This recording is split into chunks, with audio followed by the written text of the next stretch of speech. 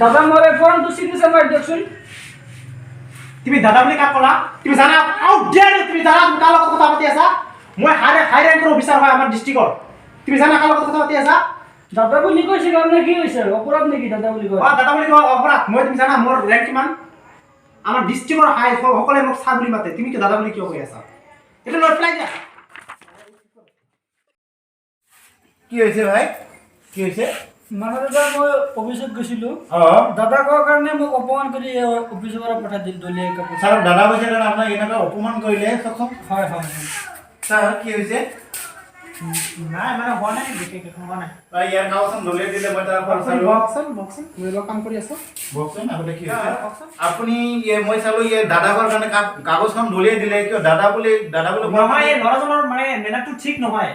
নহয় একচুয়ালি মোক ছাৰ বুলি মাতিব লাগে ন এটা এইটো এটা অফিচ হয় ন এটা ছাৰ বুলি মাতিব লাগে কি ডাইৰেক্টলি মোক দাদা বুলি মাতি আছে মই দাদা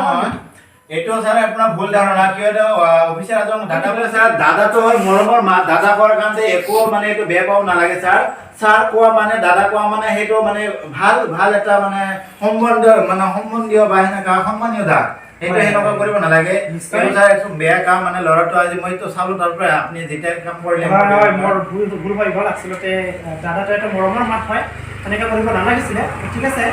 নেক্সট টাইম এনেকা নহয় আৰু এনেকা কৰিব নালাগে ছাৰ মই চালো এনেকা নকৰা তোমালোকে কি কামত আহিছিলা মই চাই দিম নালাগে ছাৰ আজি নকৰা টাইম দিয়া মই তোমাক কামটা সোনকালে কৰি দিম ঠিক আছে অ'কে